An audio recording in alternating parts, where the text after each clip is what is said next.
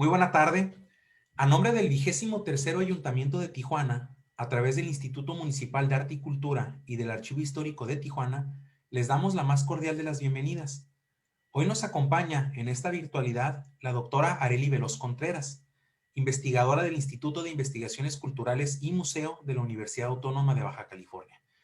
Charlará con nosotros sobre las retóricas de la moralidad en la frontera, un análisis histórico de la sexualidad en Tijuana, tema que representa una de sus más recientes investigaciones y publicaciones. Arely Veloz es doctora en Ciencias Antropológicas y maestra en Estudios Sociales por la Universidad Autónoma Metropolitana Iztapalapa. Es licenciada en Historia por la Escuela de Humanidades de la Universidad Autónoma de Baja California. Escuela que hoy es facultad. Su área de investigación se inscribe en fronteras, identidades y poscolonialismo, dentro de lo cual sus principales temas de investigación son género y trabajo, fronteras, cuerpo y sexualidades y teoría feminista. Doctora Veloz, Arely, muchas gracias, bienvenida. Gracias por aceptar la invitación. Y pues de manera introductoria, si me permites hacer el comentario, me gustaría que nos platiques sobre este tema que en lo personal, no me gustaría decir que como especialista, porque no me considero especialista en el tema de Tijuana, pero me ha tocado historiar, me ha tocado observar algunas cuestiones, y sería muy común inscribir este tema dentro de lo que generalmente y de manera metadiscursiva se denominaría como de leyenda negra, ¿no? Hablar ya no digamos de retóricas, sino de moralidad en la frontera, ¿no? Hablar de sexualidad en Tijuana, tradicionalmente o comúnmente se inscribiría dentro de la imagen, de la metaimagen del metarrelato que es reconocido como leyenda negra. Sin embargo, se hace una advertencia muy interesante en ese título o en ese tema que acabamos de citar, un análisis histórico de la sexualidad que pienso que hasta ahorita no se había hecho, hasta que tu trabajo vio la luz. Me gustaría que nos platicaras sobre esto y a partir de ahí vamos desarrollando la charla.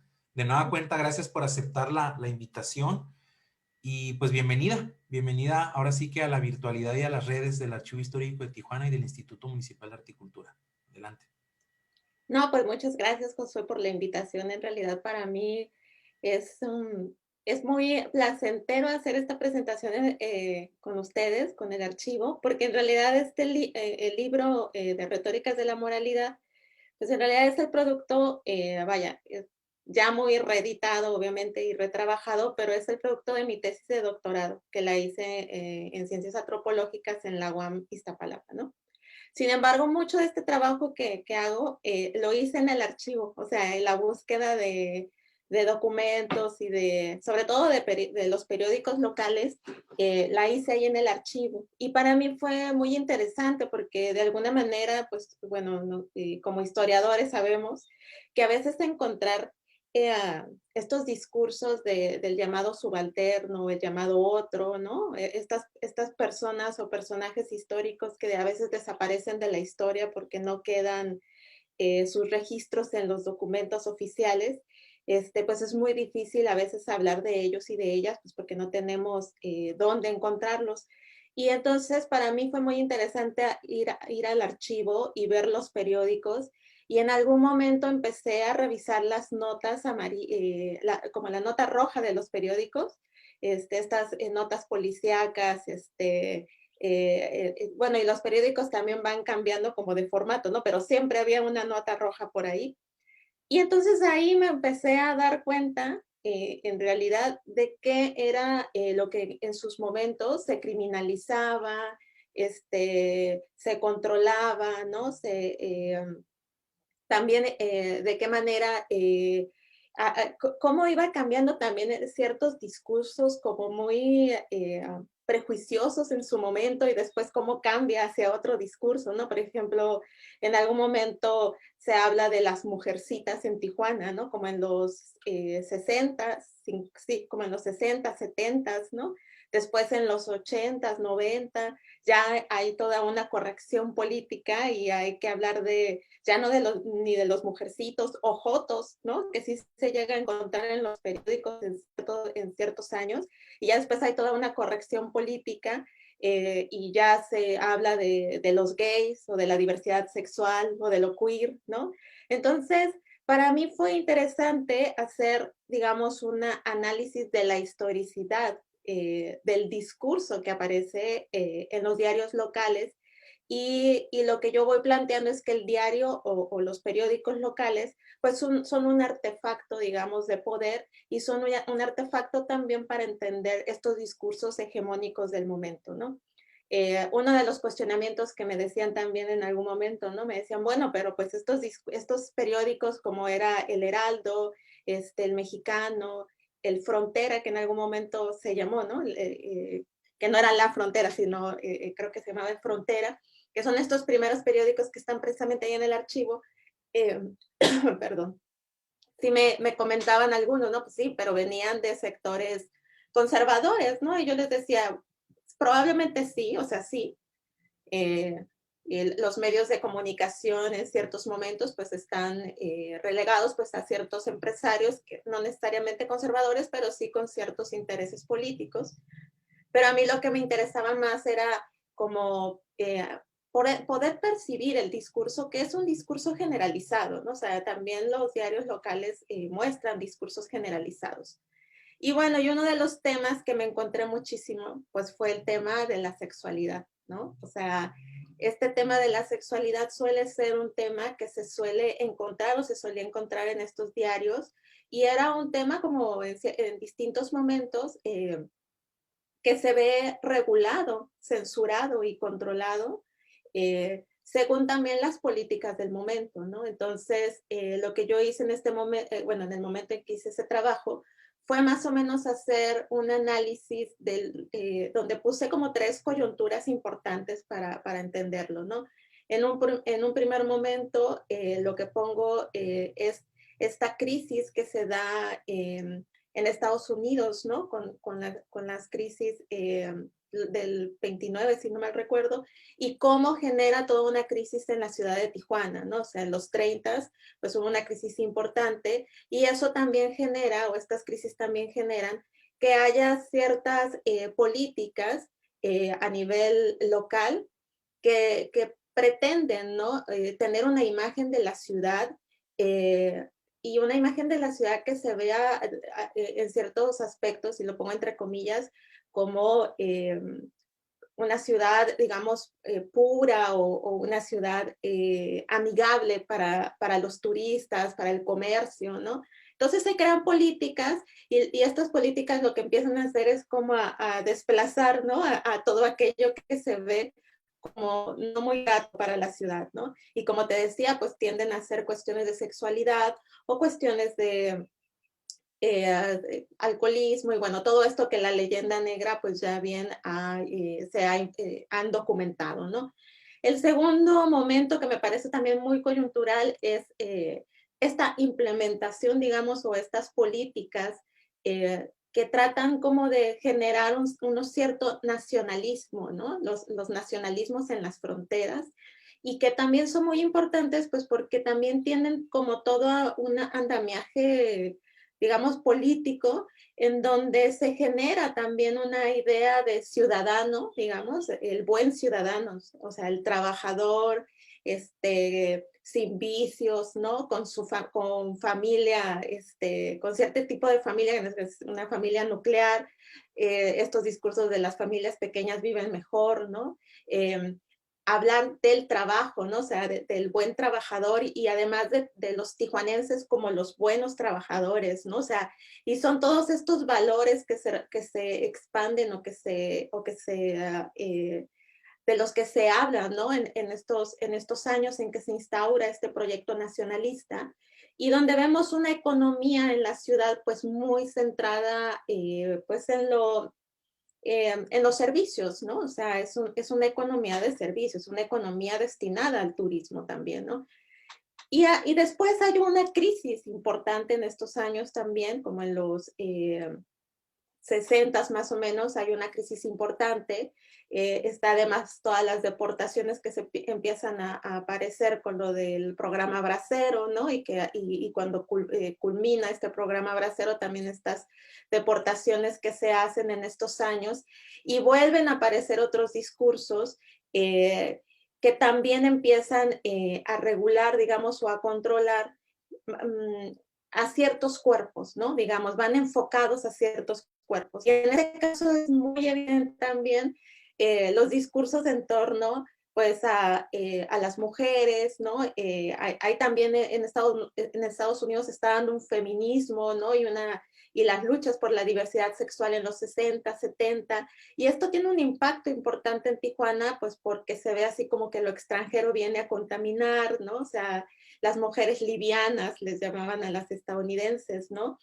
Y esto paradójicamente lo que llevó es como a justificar cómo las mujeres podían entrar a los mercados de trabajo como un sentido de purificación moral, ¿no? O sea, el mercado de trabajo, en este caso en la maquila, como un tipo de purificación, ¿no? Yo lo que planteo en la tesis y de las partes que yo más disfruté llegar a esos puntos es que en realidad muchos de los estudios, por ejemplo, sobre maquiladoras, han planteado que las maquiladoras empiezan pues porque termina el programa Bracero, ¿no? Pero en realidad lo que yo aquí estoy como planteando un poco es que no fue solamente que se terminara el programa Bracero, ¿no?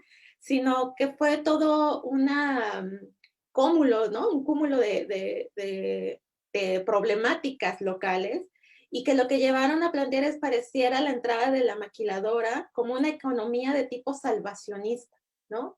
Entonces, esta leyenda negra que se va arrastrando, que tiene sus distintas retóricas en distintos momentos históricos con estas coyunturas que te he estado platicando, pues dan o abren, digamos, un terreno sociocultural muy fértil para pensar que estas economías globales o estas economías de tipo, pues, que empiezan, ¿no? La economía de libre mercado, esta economía neoliberal o esta lógica neoliberal con las maquilas, pues en realidad entran como las que van a salvar, ¿no? Las que salvan de las crisis y a ciertos sectores de la población. Entonces, bueno, a mí me pareció o me parecía muy interesante, digo, estar leyendo las notas de periódico, pero además no solo leyendo estas notas a la ligera, ¿no? Sino poder insertar estos discursos que se plasmaban en estos diarios locales frente al contexto local, o sea, en un contexto, una economía política local, entrelazada también a una economía política nacional, ¿no? Y una economía política nacional también ubicada en el plano global y vista también no solamente desde lo económico, en su sentido macroeconómico, ¿no? O sea, las economías amplias, ¿no? O sea, como este economicismo, ¿no? Esta visión economicista, sino también plantearlo desde una visión cultural, ¿no? Es decir, cómo va entrelazada o cómo la economía también tiene un trasfondo cultural y que creo que es lo que plantean algunos estudiosos valga la redundancia, de los estudios culturales, que plantean precisamente poder darle la vuelta, ¿no? A esa visión que en sus años era una visión muy marxista de entender a la clase o entender al otro desde la pobreza o sí, sobre todo desde la pobreza, y que después fue como que, bueno, no, hay que entenderlo desde el aspecto cultural también, ¿no? Y la economía tiene un trasfondo cultural y darle esa vertiente a mí me ayudó mucho, ¿no? De hecho, pues yo utilizo bastante a historiadores como Edward Thompson, que es un historiador que hace historia cultural, con un concepto que tiene de economía moral, ¿no? Donde para él la cuestión moral es, o las redefiniciones morales que se hacen en determinados contextos son centrales para que las economías globales o las economías, en este caso las economías transnacionales, tengan un impacto y tengan una lógica a nivel local, ¿no? y yo estoy totalmente de acuerdo con él porque yo sí, y quizá digamos también por mi experiencia de vida, ¿no? Y por la historia de vida, digamos, de mi familia, de la mía y de muchas personas que están a mi alrededor, a quienes aprecio mucho. Eh, y también con otros estudios que he hecho sobre mujeres en las maquiladoras, pues sí, también planteo, bueno, tampoco es que haya llegado la maquiladora así como a insertarse, ¿no? Y ya no pasa nada con la gente, ¿no? O sea, tuvo que haber algo más que eso, ¿no? O sea, a mí no me dejaba satisfecha la idea de ya llegó la maquila y ya, ¿no? Entonces, por eso me atreví, digamos, a hacer esta lectura histórica, pero para entender un presente o una historia muy presente que nos diera posibilidad de darle pues otra lectura. Entonces, para mí el tema de la sexualidad pues es un referente fundamental para entender la economía. Y a veces me decían, y bueno, ¿y por qué? Yo les decía, porque de alguna manera la sexualidad no solamente se regula a la persona, ¿no? Sino regula con quienes nos juntamos, con quienes nos reproducimos y cómo nos reproducimos. Y de alguna manera también reproduce pues las diferencias entre clases, las diferencias entre razas eh, y también digamos, cómo pertenecemos a la ciudad, a los ciudadanos, ¿no? Somos o no somos ciudadanos, ¿no? O sea, entre más cerca, digo, el individuo más cercano al ciudadano, pues es una figura que a veces se desliga mucho de otras figuras, ¿no? Entonces, bueno, el libro pues se divide en cuatro capítulos. El primero, pues hablo de esto, de cómo Tijuana comienza a ser relacionada con la inmoralidad, ¿no? O sea, estas delimitaciones morales de la ciudad, ¿no? Cómo empieza, por ejemplo, a hablarse de un orden social a nivel urbano, un poco también sustentado por estas políticas higienistas de la época, ¿no? De cómo se hablaba sobre la limpieza, ¿no? Sobre cómo que tenía que verse limpios los ciudadanos, ¿no? Tenían que dar buena impresión a los extranjeros. Y eso era interesante porque pues se encontraban muchas notas, digamos, en los diarios precisamente sobre este aspecto, ¿no? Eh, otra de las cosas que también hablaba es cómo se construye, por ejemplo, el ideal de lo femenino en esta época pues, revolucionaria y de qué manera impacta esto, por ejemplo, en las políticas locales, que en algún momento pues sí redefinían pues esto de la leyenda negra y la leyenda blanca en cuanto a cómo recaía esto en los cuerpos de las mujeres y en las feminidades, ¿no? De hecho, pues sabemos que hasta hay estudios que hablan sobre Tijuana como una mujer, ¿no? Y esta simbolización que se le da a Tijuana como una mujer y también una mujer en estos dos polos, ¿no? O sea, la mujer, la mala mujer, ¿no? Pero también aquella buena mujer que te arropa, que te cuida, ¿no? Entonces, todas estas simbolizaciones no vienen de la nada, ¿no? Obviamente también han sido impulsadas pues por ciertas políticas, en este caso pues las políticas o las lógicas pues revolucionarias de este discurso, ¿no? De la mujer, la madre, o sea, la madre de la patria, ¿no? O sea, recae en estos simbolismos y claro que los márgenes de las naciones pues son centrales para el cuidado, ¿no? De estos simbolismos. También empiezo a ver en este capítulo que esta noción de instaurar desde los nacionalismos una aparente mexicanidad, que pues es una ilusión, sabemos, ¿no? Y ya los historiadores, sobre todo ustedes, digo, y ustedes más porque hablan más saben mucho más de este tema y sobre todo de Tijuana, pero cómo se construye no solamente una frontera geopolítica, sino las fronteras internas de la propia ciudad, ¿no? O sea, me parece bien interesante, pues, cómo se delimita, por ejemplo, ciertos lugares del centro de la ciudad, dónde estaban los lugares más asociados a la pureza, los malos lugares, quiénes transitaban esos espacios, ¿no? O sea, porque muchas veces también se asocian los tijuanenses con ciertos espacios y con otros no. Entonces, se van creando también fronteras internas que también le dan lógica a esa frontera geopolítica, ¿no? O sea, esa frontera que tenemos ahí, ese muro que tenemos ahí, de alguna manera también hay un consenso de parte de los y las mexicanas de que esté ahí, porque hay otras fronteras que lo delimitan y que son fronteras simbólicas que refuerzan precisamente nuestro consenso, ¿no? Hay otro capítulo donde empiezo a hablar de las campañas de moralización contra las comadronas, los aborteros y las mujeres livianas, ¿no?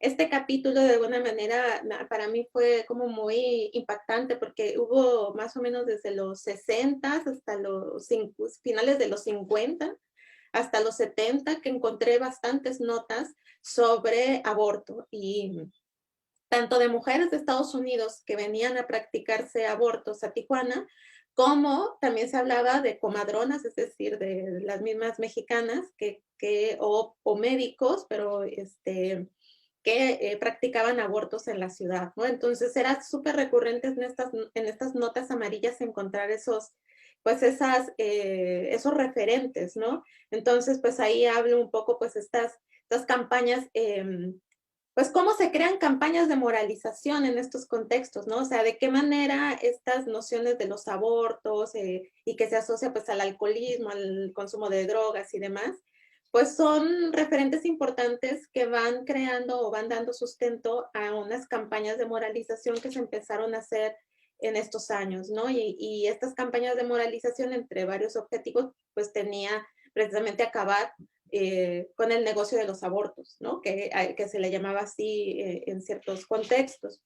Y lo que yo planteo aquí un poco, pues es que estas campañas de moralización y también los abortos que se daban aquí o que se estaban señalando en estos diarios locales, pues también dan cuenta de estas políticas higienistas, ¿no? Y eugenésicas, ¿no? De esta noción de la reproducción, de la herencia, del profilaxis social en la ciudad, que literalmente así encontraba yo notas en el periódico, ¿no? O sea, profilaxis social, ¿no? Y de hacer las limpias a la ciudad. Y es impresionante porque, pues sí, son discursos que ahora se ven de manera, ahora se leerían de manera demasiado racista y demasiado clasista, pero pues que en su momento estaba totalmente aceptado, ¿no? Y tan así que pues en los diarios salía.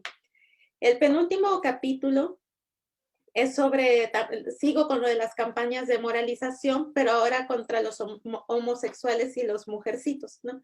Que ese es otro de los temas que también salieron mucho en los diarios. Hay como, bueno, tanto en el caso de los abortos como en el caso de los mujercitos, eh, toda esta efervescencia política que se da en Estados Unidos en la década de los 60 con los movimientos sociales, los movimientos feministas, ¿no? De los 60, los movimientos por la diversidad sexual, también que se dan en San Francisco y en Los Ángeles, tienen una repercusión sumamente importante en nuestras ciudades, ¿no? Y pareciera que podría ser la repercusión hacia algo, digamos, que se retome un discurso progresista, ¿no? En estas ciudades, pero pareciera que, o sea, sí se retoma, pero al mismo tiempo hay una cierta reacción de no aceptar estos discursos, ¿no? Entonces aparecen varios grupos, sobre todo las élites locales, que sí plantean que estas políticas de moralización pues vayan en contra de estas formas y estilos de vida, ¿no? Entonces, pues ahí lo que empiezo a ver son, pues obviamente notas que hablan acerca de que la homosexualidad es una enfermedad, que hay que atacar estas enfermedades, ¿no? Se habla de la desviación, de no dejar que la ciudad se vaya a desviar, ¿no? O sea, dejando que los homosexuales estén en los espacios públicos. De hecho, aparecen muchas notas sobre la Plaza Santa Cecilia, ¿no? Y las redadas que hubo en la Plaza Santa Cecilia más o menos en los 80, y que eran redadas en contra de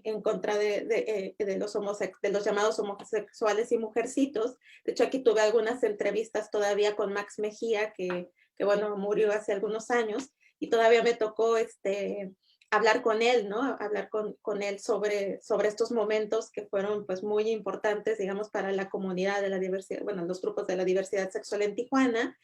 Y también me encontré con varias notas sobre pues los asesinatos, ¿no? Los asesinatos de gays o de mujercitos, ¿no? En estos contextos, y además descritas de una manera tan atroz, ¿no? O sea, hay unas descripciones totalmente de nota roja, ¿no? En diarios como El Heraldo, que a mí me llamaban mucho la atención, ¿no? Que fueran tan explícitas.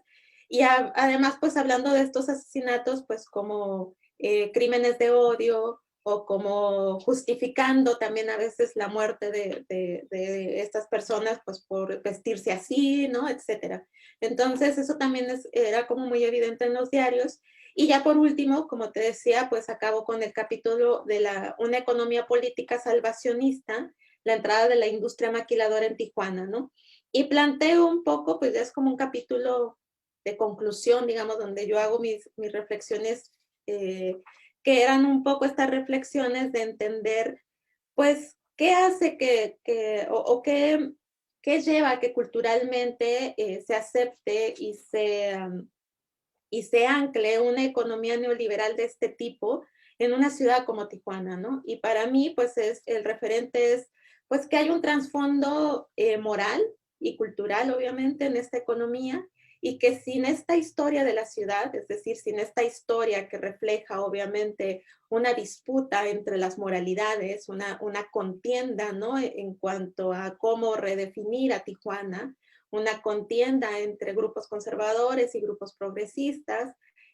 También hay demasiadas resistencias a veces hacia los cambios, a estos órdenes sociales y culturales que se dan en diferentes contextos. Sin estos cambios, digo, sin estos procesos históricos y sin todo esta historicidad de leer a la ciudad, el proyecto neoliberal pues en realidad no hubiera tenido cabida, ¿no? Se ancla precisamente en eso, ¿no? En estas disputas. Y para mí, pues es esto, ¿no? Es verlo como o sea, ver esta economía como salvar a la ciudad, o salvar a esa Tijuana femenina que está en decadencia y en mala fama, salvarla, pues, de toda la imagen, ¿no? Que ha tenido y que ha construido. Entonces, vaya, pues yo, este libro, pues de alguna manera lo inscribo dentro de los estudios culturales, pero pues también desde un discurso, desde una teorización de los feminismos y de los estudios de coloniales y poscoloniales, porque pues también me interesa pues plantear, ¿no? Que estas divisiones de clase, de raza eh, y de género, pues también son delimitaciones simbólicas o fronteras simbólicas, pues que también le dan sustento tanto a esta economía como a la frontera geopolítica que pues aquí tenemos a un lado, ¿no? Y bueno, y en general pues el libro trata de eso, y pues yo sigo trabajando un poco en estos temas, pero ya también un poco más inclinada hacia los aspectos de la política, pero desde el sentido moral. Y bueno, y son temas que a mí en lo personal siempre me han apasionado y pues en lo que sigo trabajando. Muy bien, oye, muy interesante. Sin lugar a duda, el texto hay que leerlo, porque vaya, una coincidencia que yo encuentro entre tus ideas con otras cosas que yo he manejado en otros espacios. De hecho, yo hice un trabajo para mi tesis de maestría donde yo me hacía la gran pregunta y esa pregunta eventualmente, gracias a la revisión de fuentes y de algunas entrevistas, tú trabajaste con periódicos, yo trabajé con fotografías principalmente. Yo me hacía una pregunta que eventualmente se convirtió en una afirmación, ¿cómo deben mirarnos? ¿No? Y en mi trabajo yo hablo de la reconstitución discursiva del yo. Una gran coincidencia y feliz coincidencia, de hecho, que yo encuentro con lo que tú estás planteando, es de que efectivamente Tijuana, salvo tu mejor opinión, ¿no? Salvo lo que dices en tu texto, yo también considero que Tijuana se encuentra inmersa en una disputa, ¿no? Por definir su yo ideal, ¿no? Y es una disputa que precisamente se representa o la vemos presente eh, por representar ese yo ideal entre una leyenda negra y una leyenda blanca. Y yo a una de las conclusiones que llego en el trabajo y encuentro coincidencias con mucho de lo que estás comentando, es de que vaya, en la construcción de esa leyenda negra, la construcción, perdón, de esa leyenda blanca, para contrarrestar una leyenda negra que vaya. Sí, muchos de los tijuaneses decían, no, es que fue leyenda, la negra, fue leyenda y las leyendas no existen. Sin embargo, bueno, pues también están ancladas en hechos, también están ancladas en historias. Y pues la realidad, bueno, no la realidad, la historia de esta localidad, de hecho de esta frontera, pues nos invita a revisar ese tema porque por supuesto que estuvo presente, ¿no? Pero vaya, a donde quiero llegar es que encuentro que la leyenda blanca, pues efectivamente se construye en bases de mucha moralidad, por no decir que de moralina, ¿no? Incluso si se quiere entender desde un sentido despectivo, ¿no? Una moralina muy conservadora, pero también implica la eliminación ideológica del otro, ¿no? Todo aquel que no esté a favor de la leyenda blanca. Aquellos que de una u otra manera, vaya, no es que defiendan la leyenda negra, sino que la estén o la estemos revisando. Porque vaya, pues va de la mano con la historia de la formación de esta ciudad.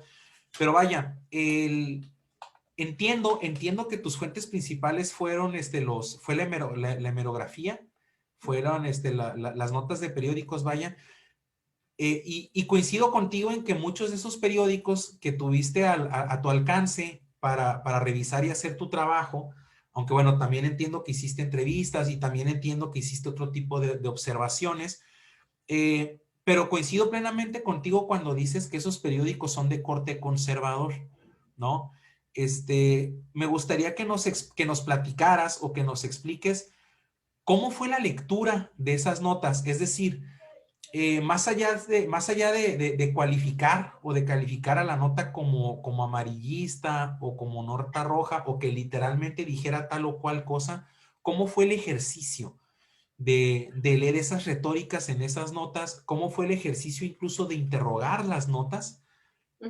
pues, para poder para que fuera posible la construcción de tu análisis, de tus preguntas de investigación y eventualmente de las respuestas que te llevó a argumentar lo que argumentas a lo largo de tu texto y que bueno, pues ya nos has venido explicando, ¿no? Sí, sí me gustaría que nos platiques esto porque vaya, la hemeroteca del Archivo Histórico de Tijuana es amplia y resulta que es la fuente más consultada por el público en general. Y en el entendido de que se piensa que como son las notas que se supone representan el día a día, se pensaría que son notas imparciales, se notaría que son que porque fueron hechas en el momento, reflejan la realidad, pero al final del día también son discursos con agenda, ¿no? Entonces, o bueno, o por lo menos eso opino, ¿no? En lo personal. Pero sí no me gustaría que nos platicaras esa parte, ¿cómo fue la lectura de esas notas para poder sacar lo que las notas no estaban diciendo, ¿no? O lo que estaban disfrazando por esa postura conservadora que sabemos que sí han tenido los periódicos aquí en Tijuana, o por lo menos esos periódicos que hoy consideramos como históricos. Ujú. Sí, sí. Pues no, yo creo que tu pregunta es central, ¿no? Es central en el sentido metodológico, pero también central para que nosotros nos veamos como críticas y críticos al leer el periódico y también ahora, bueno, en este momento estamos hablando de periódicos, ¿no? Pero pues ahora también cualquier noticia que nos llegue, también ser críticos en las noticias que estamos leyendo, ¿no? Entonces, bueno, pero hablando de estos periódicos, pues sí, lo que sí hacía o que hice primero es ubicarlos contextualmente. Es decir, bueno, dentro de los estudios culturales, por ejemplo, hay un concepto que se llama contextualismo radical, ¿no? Y es la necesidad de que el discurso esté siempre anclado a algo situado, ¿no? O sea, no podemos sacar el discurso del contexto, porque si no, evidentemente, pues eso nos va a llevar a que por ejemplo, uno puede interpretar lo que dice la nota de mil maneras, ¿no? Entonces, cuando una va viendo esos contextos, por ejemplo, lo que te decía hace rato, ¿no? O sea, si una ve que se le dice son mujeres livianas las que vienen a abortar a Tijuana y son los médicos cubanos los que en realidad practican los abortos en la ciudad y no los ciudadanos tijuanenses, ¿no? Pues, pero luego empiezas a ver todo lo que hay alrededor contextualmente, ¿no? Y empiezas a ver que es un contexto donde está el movimiento feminista aquí en California, donde el socialismo en Cuba y todo el conflicto con la Guerra Fría está pues a todo lo que da, ¿no? Y Cuba está así visto como el lugar comunista y toda la visión que se tiene de la Guerra Fría en ese momento, ¿no? O sea, y también está pues una noción de la extranjería, es decir, son los extranjeros los que hacen aquí las malas prácticas, no los tijuanenses, no los de la localidad, no son los de afuera, ¿no? Tanto los estadounidenses, pero también los migrantes que vienen del sur, ¿no? O sea, toda esta gente que viene a manchar el nombre de la ciudad porque no quieren a la ciudad, ¿no? Entonces, de alguna manera, esta noción de entender qué pasa políticamente, entender qué pasa económicamente también a nivel nacional y a nivel global, lo que nos hace hacer es como una interconexión discursiva, es decir, que un discurso local no tiene coherencia en sí mismo, si no lo vemos interconectado y dialogando con otros discursos mucho más amplios, ¿no? Y esos diálogos pues no es que pase uno el diálogo chiquito al diálogo grande, ¿no?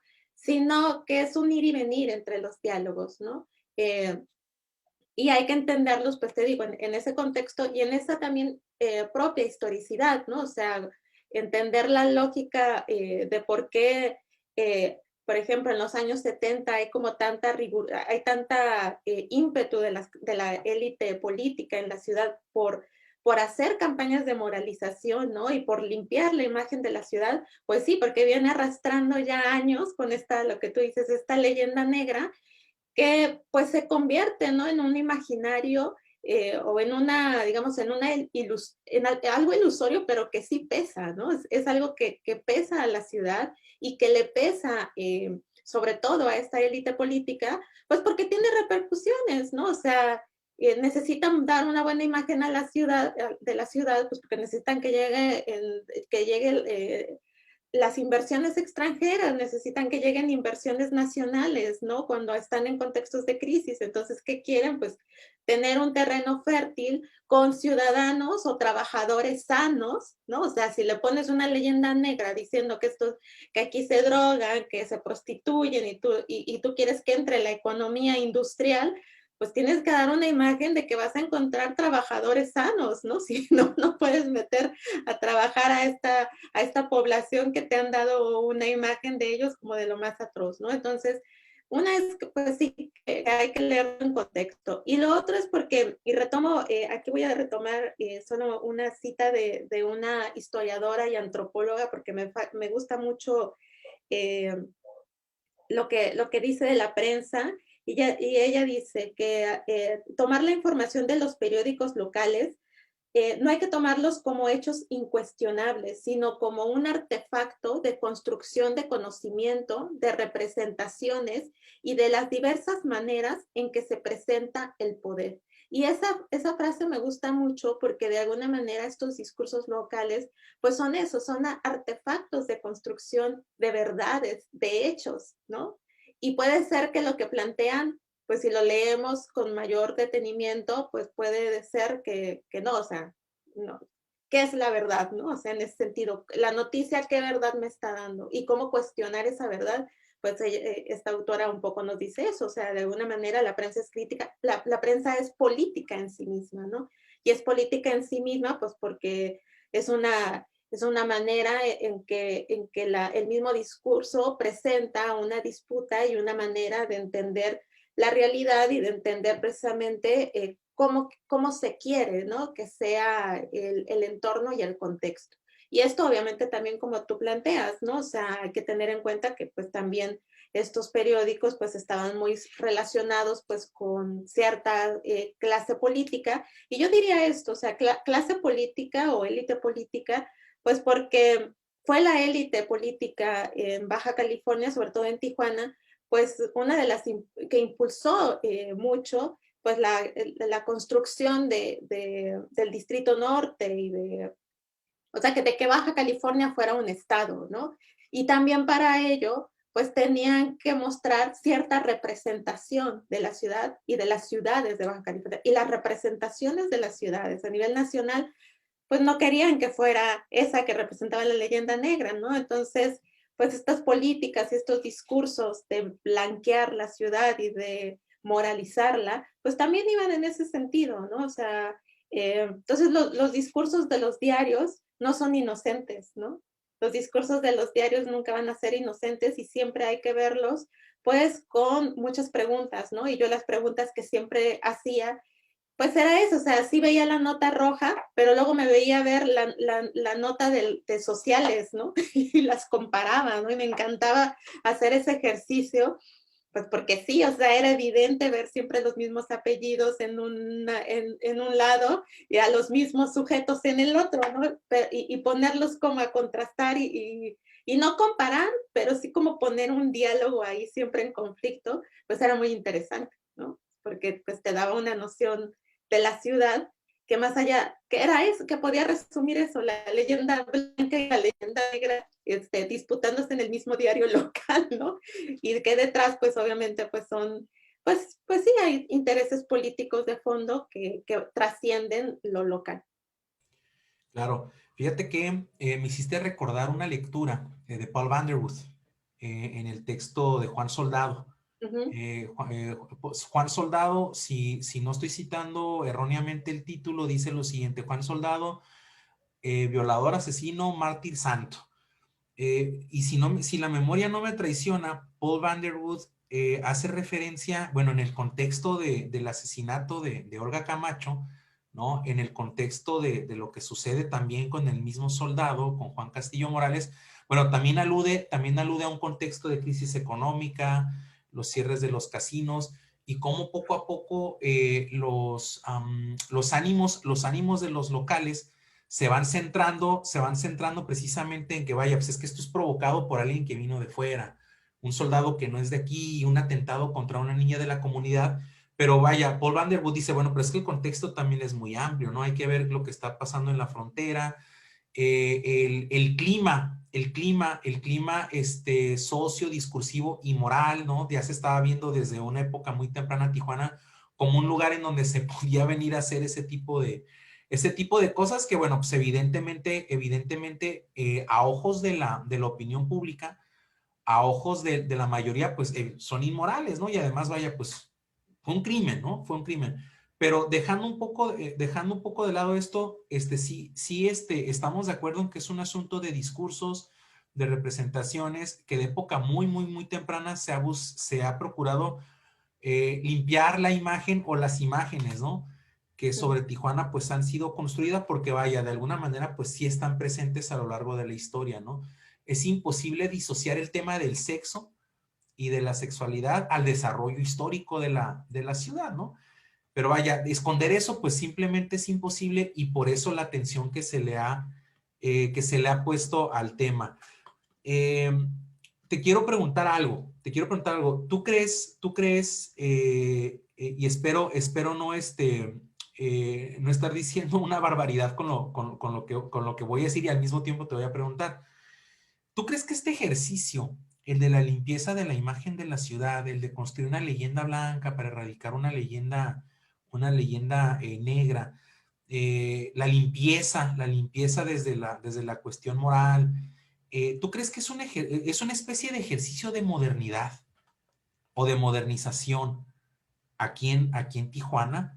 Y además de ello, ¿crees que obedece a una especie de sentido localista? Platícanos. Bueno, muy interesante la pregunta y además, qué bueno que me la hiciste porque sí, evidentemente esta noción de lo moral sí tiene que ver con la colonización, ¿no? Y no solamente con la colonización en el sentido de la colonia, sino como dicen los decolonialistas, ¿no? Con una colonialidad, es decir, la persistencia de la colonización, ¿no?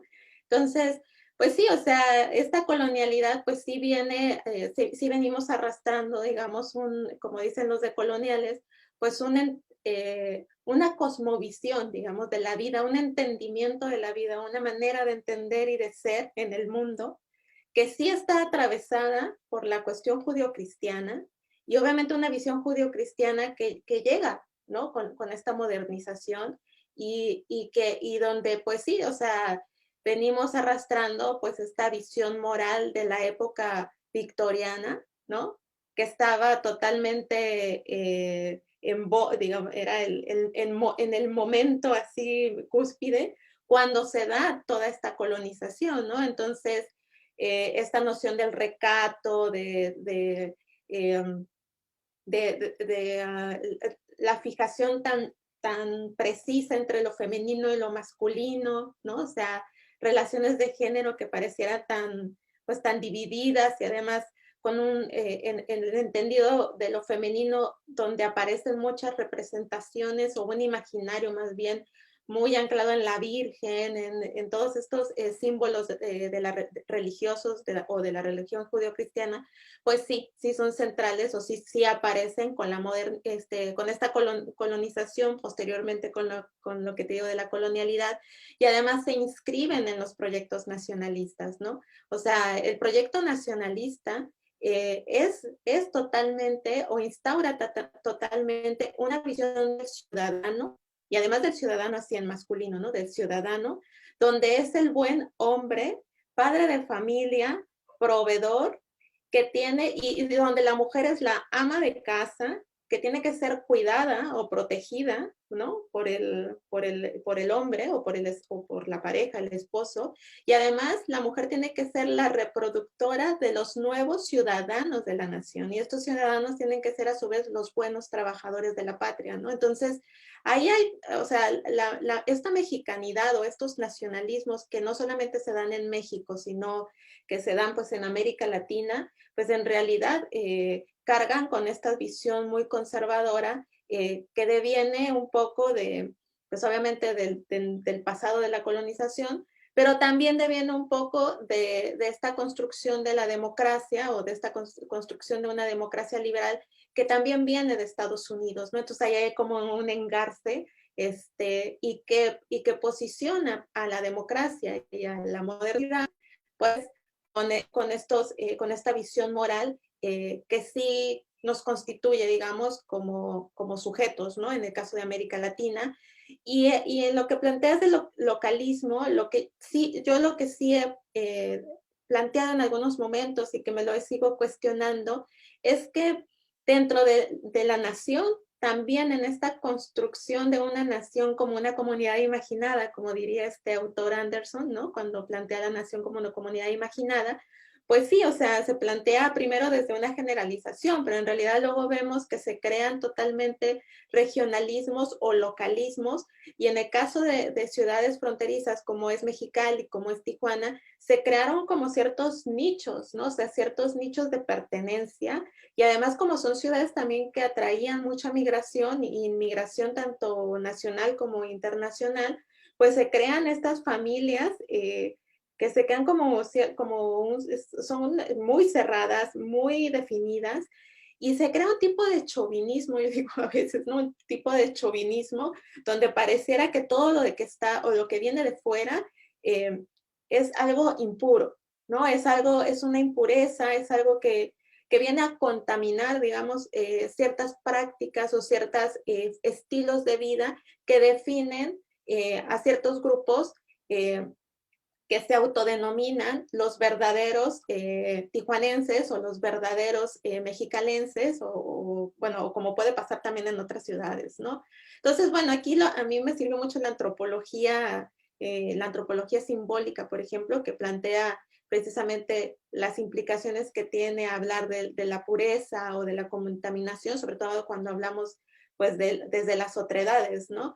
Pero sí, totalmente con lo que dices, o sea, está asociada a la modernidad, pero una modernidad que también creó chauvinismos, localismos, y estos localismos, pues yo creo que también han sido demasiado, uh, no sé cómo decirlo, pero también han hecho mucho daño socialmente, creo yo, porque nos vemos como como ciudades abiertas, progresistas, pero en realidad no, o sea, también tenemos, como ciudades fronterizas, también tenemos un lado muy conservador, muy clasista, muy racista, y que también hay que criticarnos esa parte porque es necesario autocriticarnos para poder generar pues un pensamiento crítico, un pensamiento más crítico al leernos a nosotros mismos y al leernos en estas ciudades, ¿no?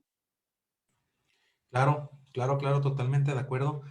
Y vaya, uno creería que por estar en un contexto de frontera y este discurso que se ha construido de que somos una ciudad cosmopolita, vanguardista, bueno, uno no daría crédito que sucede discursivamente hablando, incluso en el intento de construir un etos ideal, un etos social ideal. Pareciera increíble que efectivamente sí tenemos presente esta cuestión de la exclusión, del racismo, el chauvinismo, en el entendido de que, bueno, uno, somos frontera y dos, somos una sociedad que históricamente se ha compuesto por migrantes, ¿no?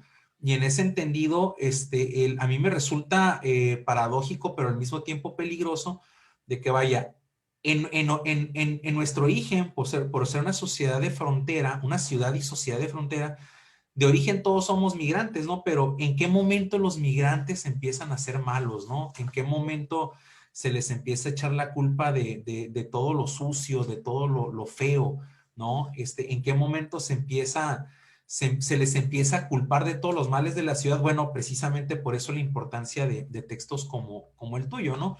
Una respuesta fácil sería, bueno, pues revisemos la historia, pero bueno, es que ¿cómo ha sido esa historia? No únicamente se trata de datar la fundación de las ciudades en un momento y con un hecho determinado, sino también la evolución, vaya, de la urbanidad en sí, pero de la sociedad que habita esa urbanidad, de las formas de pensar, de las formas de representación, de las formas de enunciación. Y bueno, ahora que leía tu reseña, pues y tú misma confirmaste esto que voy a comentar, de que, bueno, efectivamente tu trabajo, ahora ya publicado como libro, pues se trató de la tesis que defendiste para obtener el grado, ¿no? De doctora en estudios antropológicos. Sin embargo, hay mucha historia, ¿no? Hay mucha historia, o el ejercicio de la historia es evidente, ¿no? En el análisis que haces. Más allá de calificar tu trabajo como uno de antropología o como uno de historia, ¿dónde lo inscribirías tú a la luz de que ya ha pasado cierto tiempo digo, tampoco es que hayan pasado 10 años o 20 años, ¿no? No, no, no, por supuesto que no estoy diciendo eso. Así haya sido un año, así hayan sido 6 meses, ¿no? La lectura que uno le da a los materiales, a sus propios materiales, constantemente va cambiando porque vaya el investigador, en este caso tú como investigadora, pues vas incrementando tu bagaje y vas profundizando en el análisis y en la especialización o en la especialidad del tema. Pero más allá de inscribirlo en antropología o en estudios antropológicos o en estudios de historia, ya comentabas de alguna manera que echas manos de los estudios culturales o que lo inscribes en los estudios culturales, pero vaya, desde el título se habla que hablas de retóricas de la moralidad, pero también hablas de que haces un análisis histórico de la sexualidad en Tijuana, ¿no? Históricamente hablando, ¿cómo consideras que ha sido esa sexualidad aquí en Tijuana? Es decir, y me refiero a lo que has leído, ¿no? En las fuentes, a lo que te tocó encontrarte, más allá de los discursos morales, más allá de las situaciones que ya nos has venido platicando en esta charla, desde una óptica histórica, ¿cómo ha sido esa sexualidad aquí en Tijuana? Y vaya, el análisis que histórico o desde la perspectiva histórica, que por supuesto le imprimiste a tu trabajo y que por supuesto está presente y que sí se puede leer en él, el dónde o desde dónde verlo, ¿no? Porque a mí me es inevitable pensar en cuestiones incluso Foucaultianas, ¿no? Pero ¿dónde lo inscribirías? Pero además, ¿cómo es esa historia de esa sexualidad o de ese sexo en Tijuana, que vaya, pues ya comentamos, de que está presente a lo largo de la historia, pues está presente por algo, ¿no? Esa leyenda negra que se busca negar, ¿no? Una leyenda que habla de excesos, que habla pues que habla de cosas que se quieren esconder, ¿no? Para no ir más allá en el argumento, ¿no? Pero bueno, platícanos.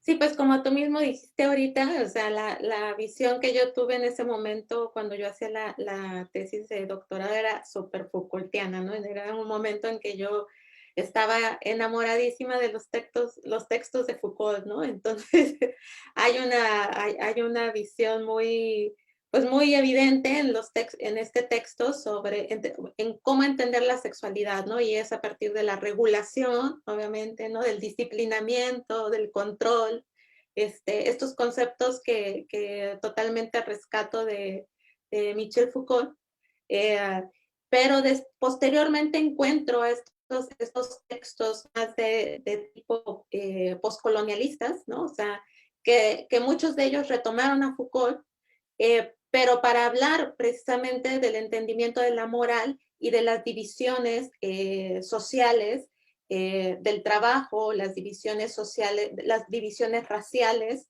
en estos lugares, por ejemplo, en África o en Asia, ¿no? Entonces, estos textos a mí como que me ayudaron mucho, digamos, para poder reflejar o para ver esta historia de la sexualidad como una construcción política que de alguna manera tiene, o es el trasfondo, ¿no? De esto que te decía hace rato, es el trasfondo de un Estado moderno, ¿no?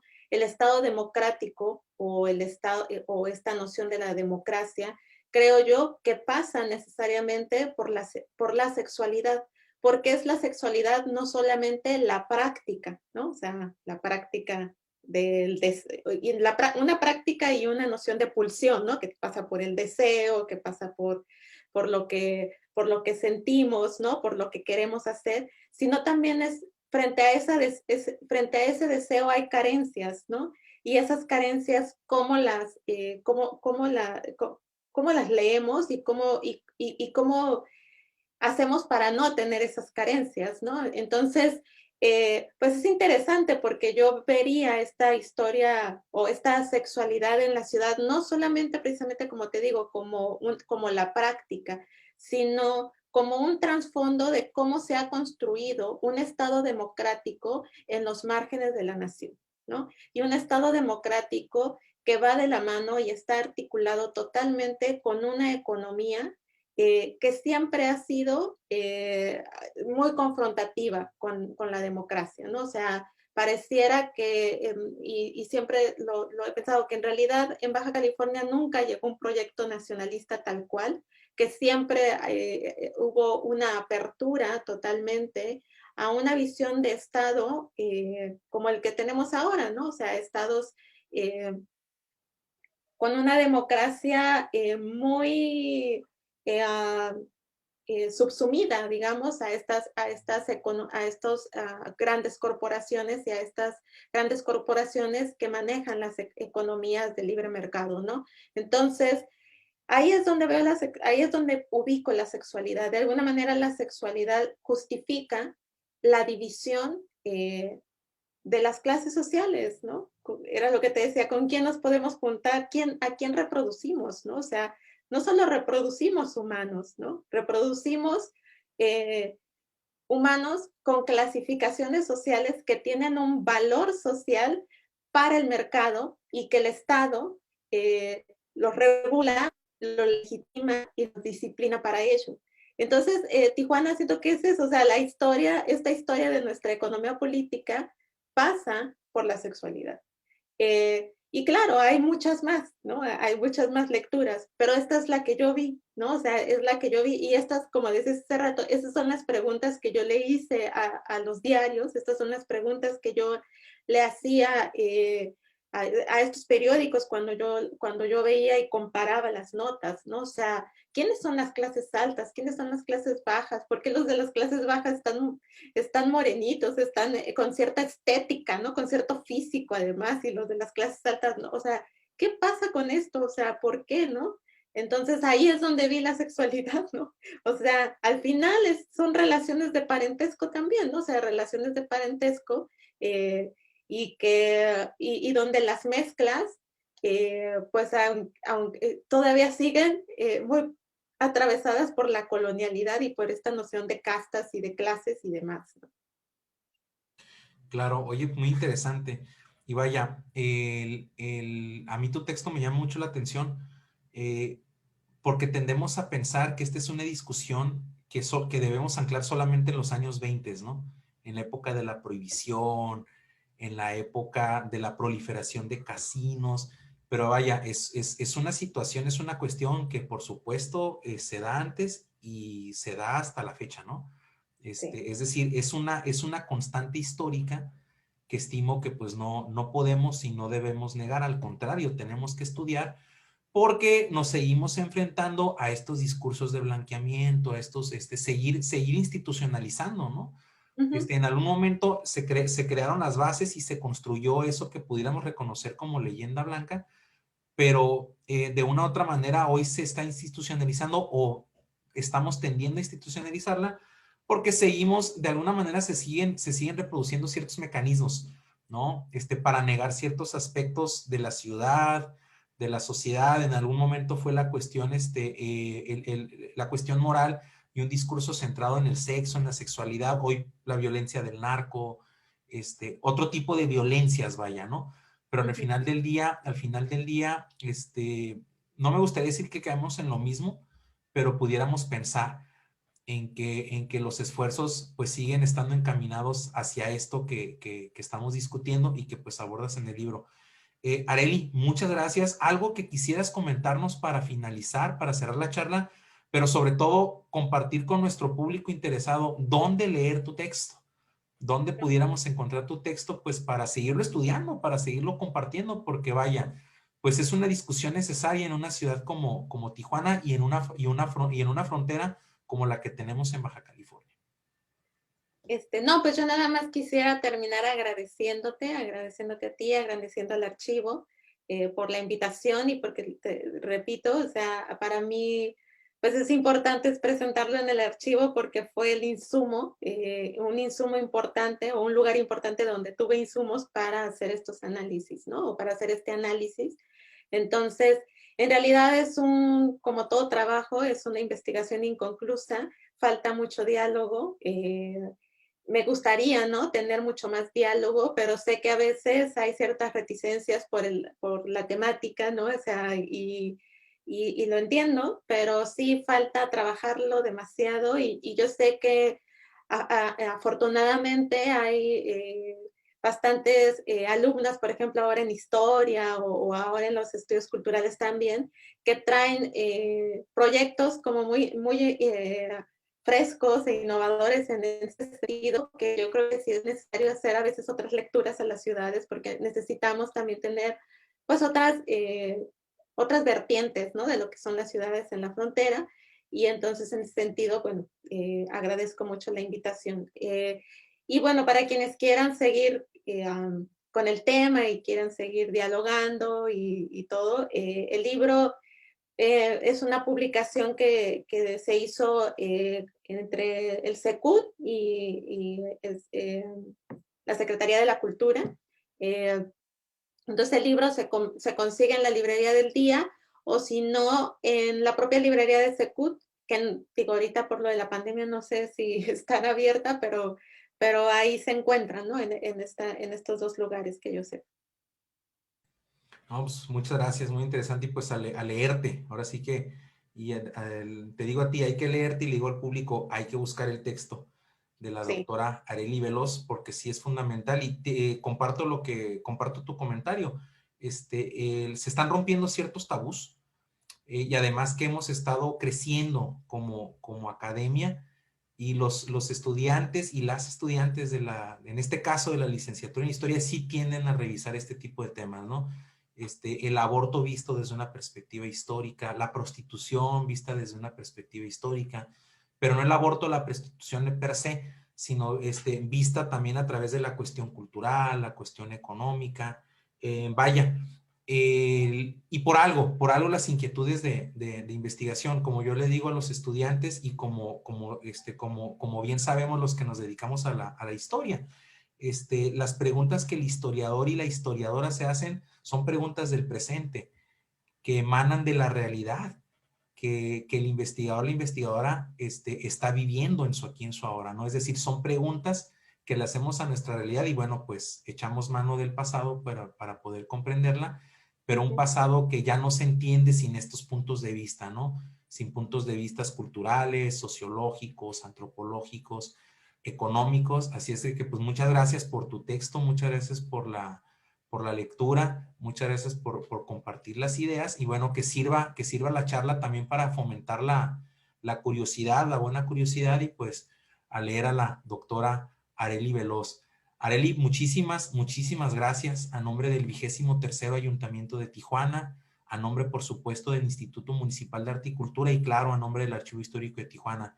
Agradecemos no solamente tu presencia, sino tu tiempo, el ánimo de compartir con nuestro público los resultados y los comentarios derivados de tu investigación. Muchas gracias a ti, muchas gracias también a nuestra audiencia y, por supuesto, hasta la próxima. Los seguimos invitando a todos a que nos sigan por lo pronto a través de la virtualidad, a través de las redes sociales, especialmente a través de las páginas de Facebook, Cartelera Cultural IMAC y Cartelera del Archivo Histórico de Tijuana. Hasta la próxima. Muchísimas gracias por haber estado con nosotros.